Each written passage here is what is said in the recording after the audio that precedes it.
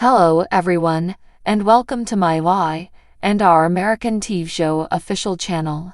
I hope everyone is having a wonderful day. Before we begin, please hit the subscribe button and give this video a thumbs up. Diane enters in Victor's office, and she claims it was evident he didn't want to take her up on her offer in front of Nikki. It's evident he's kept her in the dark about Glissade. Victor didn't call her there to chat about his wife. Diane says, "That's right. You called me here to talk about revenge." He's intrigued to hear what her warped mind has come up with. He tells her they were married, and he knows how she acts. Diane says that her family turned their back on her. She doesn't deserve to be abused this way, so whatever occurs next is justified. She wants Victor to fire Kyle and allow her to take over Glissade as CEO. She can't conceive of anything more terrible for Jack except him finding out she coordinated the plot. Victor tells her if he agrees to this, there's no turning back. Diane's ready to take this to the absolute finish.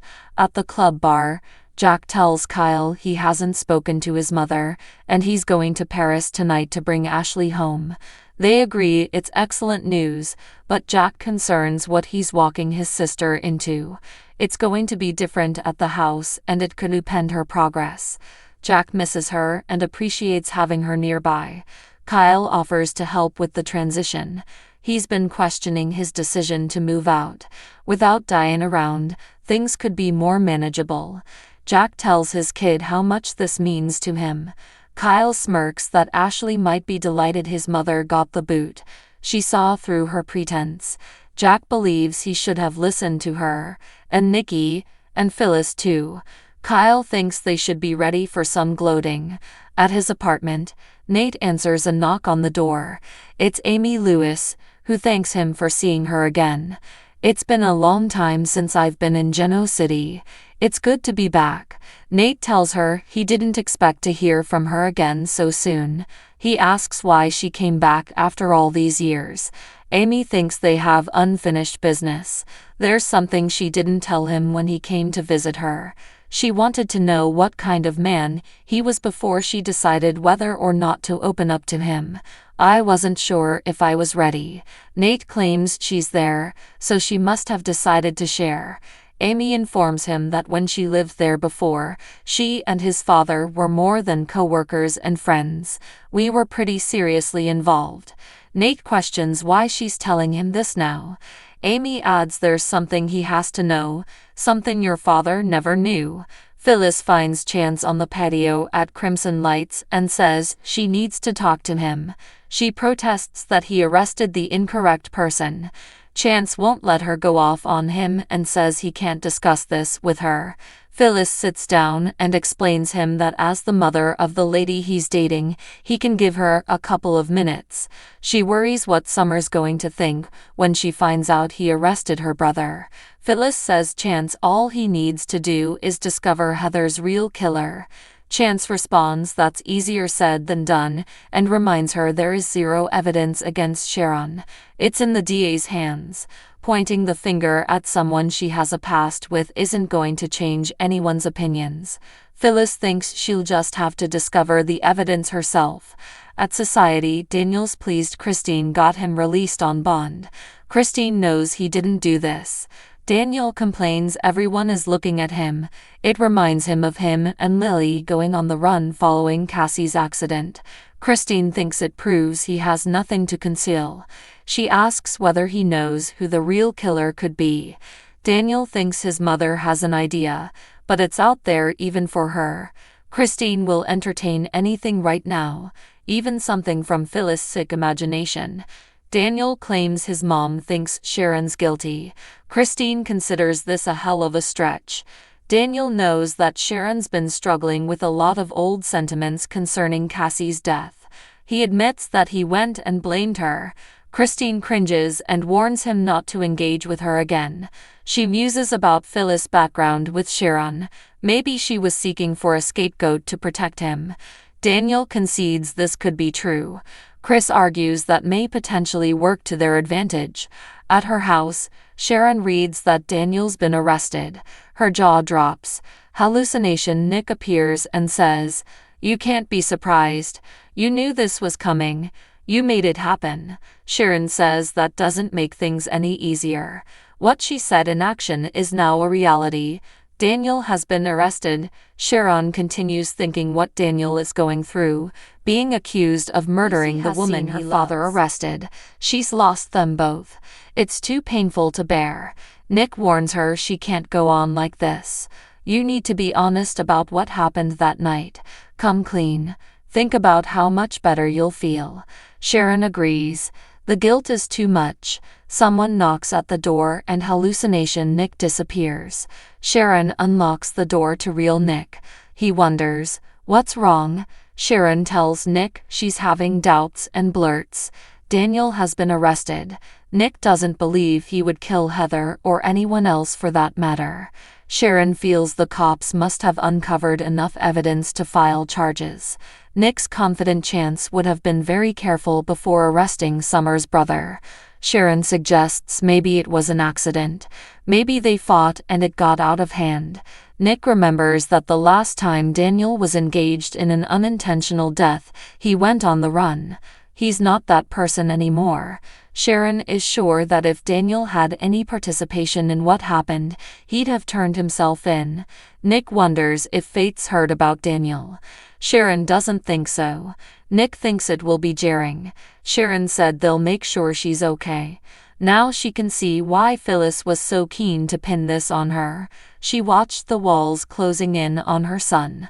At Nate's apartment, Amy tells him she's kept this secret for so long it seems difficult to express it out loud.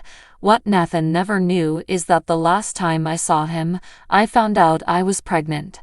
Nate asks if his dad was the father. Amy answers, yes. She never told him because she had already found another man. She let that man believe the baby was his. Nate marvels, "I have a half-brother. A brother I never knew about." Amy says his name is Damien. She never told him the truth either. Even after her husband deceased, she still couldn't tell her son. Nate squints, "And it hasn't been the right time since." Amy shakes her head. Nate questions why she's telling him this now. At Society, Daniel asks Kristen what her strategy is. She wants to prove that Sharon is a viable suspect to raise reasonable doubt in the minds of the jury. The best-case scenario is uncovering the real killer by the time they go to trial, but they may have to do this. His future is on the line. She's not just defending him because he's Danny's son. There's something odd about this. If they have to go in front of a judge and jury, she'll make sure she has all the ammunition she needs in her arsenal. In Victor's office, he asks Diane why he should believe her. They accused him of being enemy number one.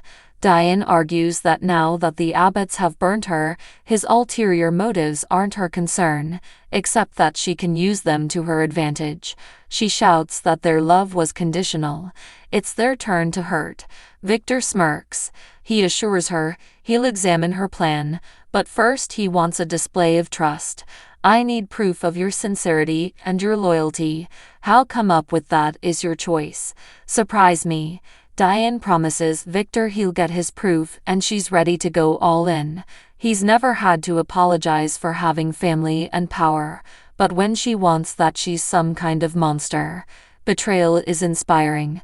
Just then, Nikki walks in and asks, "What the hell are you doing here?" At Nate's apartment, Amy tells him there's something else he needs to know. "I was sick, very unwell, dying in fact." But she's worried about Damien. When she's gone, he'll be all alone with no one to turn to. He's been lost since her husband died, and he's disappeared. They had a terrible time, the two of them, but he'd always reach out to let her know he's okay. This time he hasn't. She has to find him before it's too late. Amy is there to implore him to find his brother. Nate asks, "What is it, Amy? What kind of sickness do you have?" She has leukemia and has a few months, maybe a year to survive. Nate broaches the topic of potential treatments. All she needs is something she knows she has no right to ask him. "I'm begging you anyway. Damien doesn't know that I'm unwell, and he needs to know. I need to say goodbye. Nate questions why she came to him when she could employ a professional. At society, Phyllis warns Christine, this better be good. Christine says, hello to you too. She lays out that they despise each other, but she hates losing even more. She'd never throw Daniel's case. She will do everything in her power to make sure he's exonerated. Phyllis asks why she called her there. Christine learns she has a theory about Sharon Newman. With the right spin, it might be beneficial. Phyllis can't believe someone is finally listening to her. And of all people, it's you. In Victor's office, Nikki tells Diane that Jack and Kyle have suffered enough because to her. She calls her pitiful and says Victor won't help her. Diane smirks. Sorry I've wasted your time. Nikki Victor yells about having security keep her out. Victor says he summoned her. Nikki gawps. What? Sharon opens her door to Chance and Christine. Well, this is a surprise. She invites them inside. What can I help you with? Christine claims they're going to talk to her about Heather's murder. We know your story isn't true. Sharon urges Chance to assure her that he believes her. Chance can't do that. They've unearthed new evidence that contradicts her version of events. He places her under arrest and slams the cuffs on her. Sharon shouts and screams as Phyllis and Daniel come in. Phyllis says her falsehoods have finally caught up with her. Daniel points, you're going to pay for your crimes. Sharon hollers, no, no, no. Stop it. Suddenly, Sharon wakes up. It was all a horrible dream. At the club, Jack says Kyle they'll get through this and maybe come out better on the other side. Kyle smiles, sooner rather than later, I hope. Behind them, Diane steps in and stops to observe them. She struts over and murmurs, well, look at this. Are they bonding over their mutual contempt for her?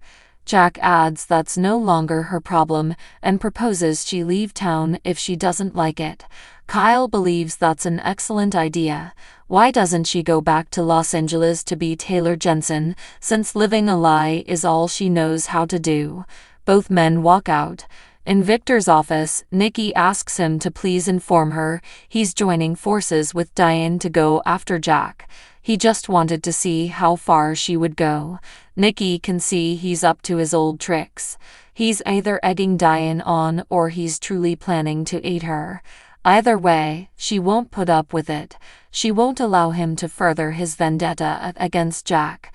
Victor reminds her no one dictates to him. He'll handle the damn thing. In Nate's apartment, Amy knows he was a fantastic doctor.